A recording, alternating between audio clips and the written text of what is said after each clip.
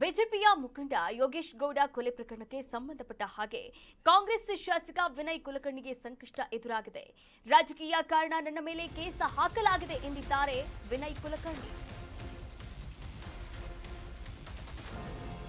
BJP ಮುಖಂಡ ಯೋಗೇಶ್ ಗೌಡ ಕೊಲೆ ಪ್ರಕರಣ, ಈ ಪ್ರಕರಣಕ್ಕೆ ಸಂಬಂಧಪಟ್ಟ ಹಾಗೆ ಕಾಂಗ್ರೆಸ್ ಶಾಸಕ ವಿನಯ್ ಕುಲಕರ್ಣಿಗೆ ಸಂಕಷ್ಟ ಎದುರಾಗಿದೆ.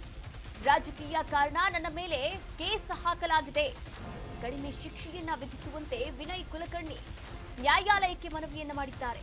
ವಿನಯ್ಗೆ ಜೀವಾವಧಿ ಆಗುತ್ತೋ ಜೀವಿತಾವಧಿ ಆಗುತ್ತೋ, ಇಂದೇ ಜನಪ್ರತಿನಿಧಿಗಳ ವಿಶೇಷ ಕೋರ್ಟ್ನಿಂದ ತೀರ್ಪು ಹೊರಬೀಳಲಿದೆ. ಜನಪ್ರತಿನಿಧಿಗಳ ಕೋರ್ಟ್ನತ್ತ ಕರ್ನಾಟಕದ ಚಿತ್ತ ಇರುವಂತದ್ದು. ಬಿಜೆಪಿಯ ಮುಖಂಡ ಯೋಗೇಶ್ ಗೌಡ ಕೊಲೆ ಪ್ರಕರಣ, ಈ ಪ್ರಕರಣದ ವಿಚಾರಣೆಗೆ ತೆಗೆದುಕೊಂಡಿದ್ದು 1 ವರ್ಷ ಅಲ್ಲ, 2 ವರ್ಷ ಅಲ್ಲ, ಸತತ 10 ವರ್ಷಗಳ ಕಾಲ ಈ ಒಂದು ವಿಚಾರಣೆಯನ್ನ ನಡೆಸಲಾಗಿರುವಂತದ್ದು.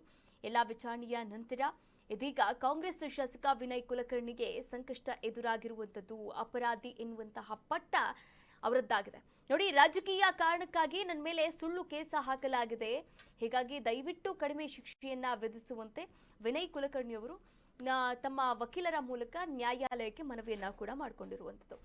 ಇಬ್ರು ವಯಸ್ಸಿಗೆ ಬಂದಿರತಕ್ಕಂಥ ಹೆಣ್ಮಕ್ಳಿದ್ದಾರೆ, ಮದುವೆ ವಯಸ್ಸಿಗೆ ಬಂದಿರತಕ್ಕಂಥ ಹೆಣ್ಮಕ್ಳಿದ್ದಾರೆ, ಹಾಗೆ ಇಬ್ರು ಗಂಡ್ಮಕ್ಳಿದ್ದಾರೆ. ಮನೆಯಲ್ಲಿ ನೋಡ್ಕೊಳ್ಳೋರು ಯಾರು ಇಲ್ಲ ಏನಿಲ್ಲ, 3000 ಹಸುಗಳಿದೆ. ಹೀಗಾಗಿ ನನಗೂ ನನ್ನದೇ ಆದಂತಹ ಒಂದಷ್ಟು ಕಟ್ಟುಪಾಡಿನ ಜೀವನಗಳಿದೆ, ಅದನ್ನೆಲ್ಲ ಕೂಡ ನಾನು ನಿಭಾಯಿಸಬೇಕು, ದಯವಿಟ್ಟು ಕಡಿಮೆ ಶಿಕ್ಷೆಯನ್ನ ಕೊಡಿ ಅಂತ ವಿನಯ್ ಕುಲಕರ್ಣಿ ಅವರು ನ್ಯಾಯಾಲಯಕ್ಕೆ ಮನವಿಯನ್ನ ಮಾಡಿಕೊಂಡಿದ್ದಾರೆ. ಆದರೆ ನಿನ್ನೆ ಈ ಒಂದು ಶಿಕ್ಷೆಯ ಪ್ರಮಾಣ ಪ್ರಕಟವಾಗಬೇಕಾಗಿತ್ತು. ಆದರೆ ಎಲ್ಲ ಅಪರಾಧಿಗಳ ಒಂದು ಅಭಿಪ್ರಾಯವನ್ನ ಸಂಗ್ರಹ ಮಾಡಿದಂತಹ ನ್ಯಾಯಾಲಯ ಇಂದು ತೀರ್ಪನ್ನ ಕಾಯ್ದಿರಿಸಿರುವಂಥದ್ದು. ಇಂದೇ ಜನಪ್ರತಿನಿಧಿಗಳ ವಿಶೇಷ ಕೋರ್ಟ್ನಿಂದ ಶಿಕ್ಷೆಯ ಪ್ರಮಾಣ ಪ್ರಕಟವಾಗುತ್ತೆ. ಜನಪ್ರತಿನಿಧಿಗಳ ಕೋರ್ಟ್ನತ್ತ ಎಲ್ಲರ ಚಿತ್ತ ಇರುವಂಥದ್ದು.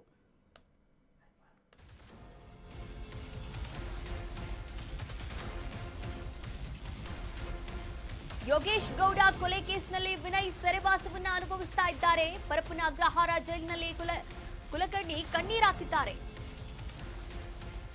ಕ್ವಾರಂಟೈನ್ ಸೆಲ್ನಲ್ಲಿರ್ತಕ್ಕಂಥ Vinay Kulkarni hi-fi life lead ಮಾಡಿದಂತಹ ಕುಲಕರ್ಣಿಗೆ ಸೆರೆವಾಸ.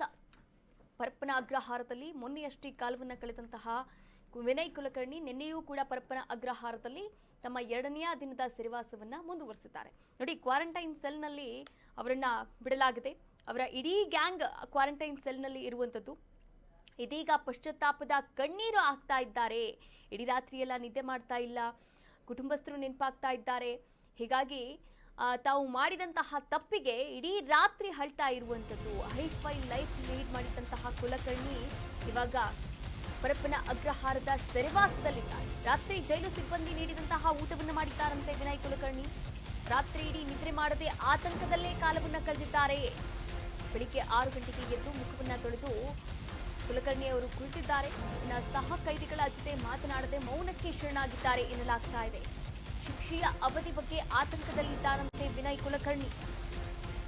ಶಿಕ್ಷೆಯ ಪ್ರಮಾಣ ಹೆಚ್ಚಾದ್ರೆ ಸಂಕಷ್ಟ ಅಂತ ವಿನಯ್ ಕಣ್ಣೀರನ್ನ ಹಾಕ್ತಾ ಇದ್ದಾರಂತೆ. ಮಾನಸಿಕ ಮತ್ತು ದೈಹಿಕವಾಗಿ ಕುಗ್ಗಿರ್ತಕ್ಕಂಥ ವಿನಯ್ ಕುಲಕರ್ಣಿ ಇಂದು ಶಿಕ್ಷೆಯ ಪ್ರಮಾಣ ಪ್ರಕಟಿತ ಹಿನ್ನೆಲೆಯಲ್ಲಿ ವಿನಯ್ಗೆ ಆತಂಕ ಕೂಡ ಎದುರಾಗಿದೆ.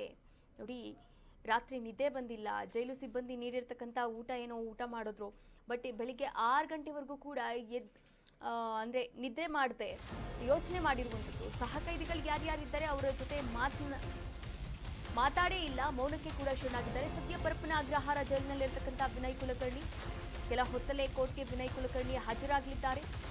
ಕೋರ್ಟ್ಗೆ ವಿನಯ್ ಕುಲಕರ್ಣಿಯನ್ನ ಕರೆದೊಯ್ಯಲಿರ್ತಕ್ಕಂಥ ಸಿಬಿಐ ಅಧಿಕಾರಿಗಳು ವಿನಯ್ ಕುಲಕರ್ಣಿ ಸೇರಿದಂತೆ ಎಲ್ಲಾ ಆರೋಪಿಗಳನ್ನ ಕೂಡ ಕೋರ್ಟ್ ಹಾಲ್ಗೆ ಕರೆದೊಯ್ಯಲಾಗುತ್ತೆ. ನ್ಯಾಯಾಲಯಕ್ಕೆ ಹಾಜರುಪಡಿಸಲಿರುವಂತಹ ಅಧಿಕಾರಿಗಳು ಸದ್ಯ ಪರಪ್ಪನ ಅಗ್ರಹಾರದ ಜೈಲಿನಲ್ಲಿರ್ತಕ್ಕಂಥ ವಿನಯ್ ಕುಲಕರ್ಣಿ ಅಂಡ್ ಗ್ಯಾಂಗ್ ಅನ್ನ ಇನ್ನೇನು ಕೆಲವೇ ಹೊತ್ತಲ್ಲಿ ಕೋರ್ಟ್ಗೆ ಹಾಜರುಪಡಿಸಲಾಗುತ್ತೆ. ಸಿಬಿಐ ಅಧಿಕಾರಿಗಳು ವಿನಯ್ ಕುಲಕರ್ಣಿ ಸೇರಿದಂತೆ ಎಲ್ಲಾ ಆರೋಪಿಗಳನ್ನ ಕೂಡ ನ್ಯಾಯಾಲಯಕ್ಕೆ ಹಾಜರುಪಡಿಸಲಿದ್ದಾರೆ. ಈ ಕುರಿತಂತೆ ಮತ್ತಷ್ಟು ಅಪ್ಡೇಟ್ಸ್ ಅನ್ನ ನೀಡ್ತಾ ಹೋಗ್ತಾರೆ ನಮ್ಮ ಪ್ರತಿನಿಧಿ ಸಂಜಯ್ ಗೌಡ ದೂರವಾಣಿ ಸಂಪರ್ಕದಿಂದ ಜಾಯಿನ್ ಆಗ್ತಾ ಇದ್ದಾರೆ. ಸಂಜಯ್, ಈಗಾಗಲೇ ವಿನಯ್ ಕುಲಕರ್ಣಿ ಅವರ ಶಿಕ್ಷೆಯ ಪ್ರಮಾಣ ಪ್ರಕಟವಾಗಬೇಕಾಗಿತ್ತು ನಿನ್ನೆ, ಆದರೆ ಇವತ್ತಿಗೆ ಮುಂದೂಡಿಕೆಯಾಗಿರುವಂತದ್ದು. ರಾತ್ರಿಯೆಲ್ಲ ನಿದ್ರೆ ಮಾಡಿಲ್ಲ, ಕಣ್ಣೀರು ಹಾಕಿದ್ದಾರೆ, ಕುಟುಂಬಸ್ಥರನ್ನ ಕೂಡ ನೆನೆದಿದ್ದಾರೆ ಎನ್ನುವಂತಹ ಮಾಹಿತಿಗಳು ಕೂಡ ಬಹಿರಂಗವಾಗಿರುವಂತದ್ದು. ಈ ಕುರಿತಂತೆ ಏನೆಲ್ಲ ಅಪ್ಡೇಟ್ಸ್ ಇದೆ, ಯಾವ ಒಂದು ಶಿಕ್ಷೆ ಅವರಿಗೆ ವಿಧಿಸಬಹುದು. ಈ ಕುರಿತಂತೆ ಏನೆಲ್ಲ ಅಪ್ಡೇಟ್ಸ್ ಇದೆ ಸಂಜಯ್? ಕಾವ್ಯ, ಏನಂತ ಹೇಳಿದ್ರೆ ಈಗ ನಿನ್ನೆ ಏನು ಒಂದು ಅಪರಾಧಿಗಳ ಒಂದು ಮಾತುಗಳನ್ನ ಆಲಿಸಿದಂಥದ್ದು ಮತ್ತೆ ಮನವಿಗಳನ್ನ ಆಲಿಸಿದಂತ ನ್ಯಾಯಾಧೀಶರು ಇವತ್ತು ಆ ತೀರ್ಪನ್ನ ಕಾಯ್ದಿರಿಸಿ ಮುಂದೂಡಲಾಗಿತ್ತು. ಈ ಒಂದು ವಿಚಾರಕ್ಕೆ ಸಂಬಂಧಪಟ್ಟಾಗೆ ಏನು ಮುಂದೂಡಲಾದ ನಂತರ ಪರಪ್ಪನ ಅಗ್ರಹಾರಕ್ಕೆ ಆ ಒಂದು ಅಪರಾಧಿಗಳೇನಿದ್ದಾರೆ, ಅಂದ್ರೆ ಶಿಕ್ಷೆಗೆ ಒಳಗಾಗಬೇಕಾದಂತ ಅಪರಾಧಿಗಳೇನಿದ್ದಾರೆ ಅವ್ರನ್ನ ಪರಪ್ಪನ ಅಗ್ರಹಾರಕ್ಕೆ ಏನು ಕರ್ಕೊಂಡು ಹೋಗಿ ಅಲ್ಲಿ ಇರಿಸುವಂತ ಕೆಲಸವನ್ನ ಮಾಡಿರುವಂತದ್ದು. ಆ ಕರ್ಕೊಂಡು ಹೋದಂತ ಸಮಯದಲ್ಲಿ ವಿನಯ್ ಕುಲಕರ್ಣಿ ಕೂಡ ಅಲ್ಲಿ ಇರುವಂತದ್ದು. ಆ ಒಂದು ಇದ್ದಂತ ಸಂದರ್ಭದಲ್ಲಿ ಯಾವುದೇ ಒಂದು ಸಹ ಕೈದಿಗಳ ಜೊತೆ ಅವರು ಮಾತನ್ನ ಬಿಟ್ಟಿರುವಂತದ್ದು. ಮತ್ತೆ ಆ ಒಂದು ನಾಳೆ ಏನಾಗ್ಬಹುದು ಅನ್ನೋ ಯೋಚನೆಯನ್ನು ಕೂಡ ಮಾಡ್ತಾ ನಿದ್ದೆಯನ್ನು ಮಾಡ್ತಾ ಇಲ್ಲ ಅನ್ನೋ ಒಂದು ಮಾಹಿತಿ ಕೂಡ ಒಂದು ಮೂಲಗಳಿಂದ ಬರ್ತಾ ಇರುವಂತದ್ದು.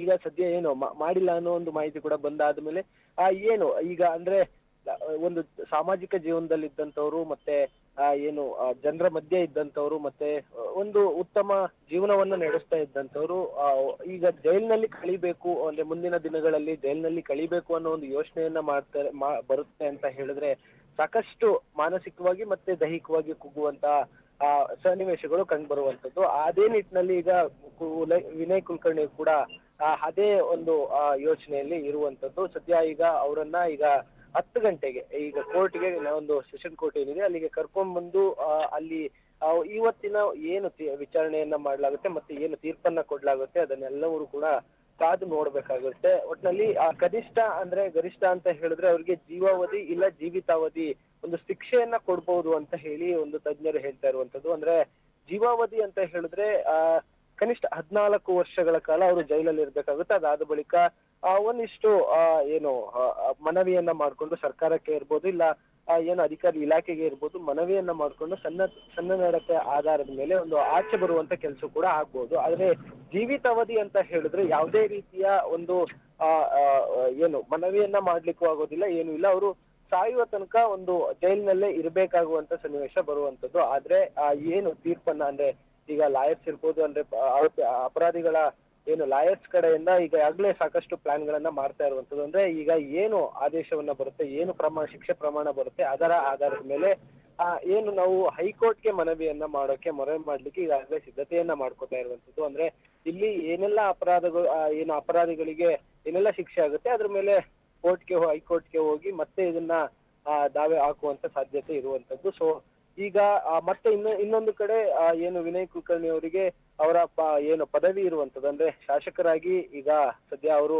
ಹಾಲಿ ಶಾಸಕರಾಗಿರುವಂತದ್ದು, ಆ ಒಂದು ಪದವಿ ಕೂಡ ಕೈ ತಪ್ಪುವ ಸಾಧ್ಯತೆ ಇದೆ. ಇಲ್ಲ ಸರ್ಕಾರ ಏನಾದ್ರೂ ಯಾವುದೇ ನಿರ್ಧಾರವನ್ನ ಮಾಡಲ್ಲ, ಹೈಕಮಾಂಡ್ ಏನು ನಿರ್ಧಾರವನ್ನ ಮಾಡಲ್ಲ ಅಂದ್ರೆ ಅವರು ಹಾಗೆ ಮುಂದುವರಿಲಿ 2 ವರ್ಷಗಳ ಕಾಲ, ಅಂದ್ರೆ ಹೈಕೋರ್ಟ್ಗೆ ಹೋದ್ರೆ ಕೇಸ್ ನಡೆಯುತ್ತೆ ಇರುವ ಆಧಾರದ ಮೇಲೆ ಅವರು ಮುಂದುವರಿತಾರೆ ಅಂತ ಹೇಳಿದ್ರೆ ಅದು ಕೂಡ ಏನು ತೊಂದರೆ ಆಗದೆ ಇರೋ ರೀತಿಯಲ್ಲಿ, ಅಂದ್ರೆ ಹೈಕೋರ್ಟ್ಗೆ ಹೋದಂತ ಸಂದರ್ಭದಲ್ಲಿ ಅದು ಕೇಸ್ ಆಗ್ತಾ ಇರುತ್ತೆ. ಆ ಕಾರಣದಿಂದ ಅದು ಹಾಗೆ ಆ ಪದವಿಯಲ್ಲೇ ಇರುವಂತ ಸಾಧ್ಯತೆ ಇದೆ.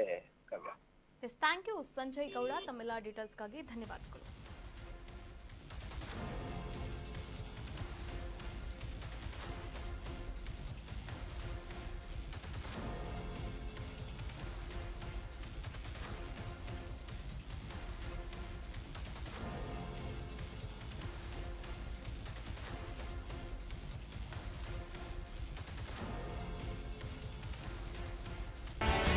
ಕರ್ನಾಟಕ ನ್ಯೂಸ್ ಬೀಟ್ ಫಾಲೋ ಮಾಡಿ, ಸಬ್ಸ್ಕ್ರೈಬ್ ಮಾಡಿ.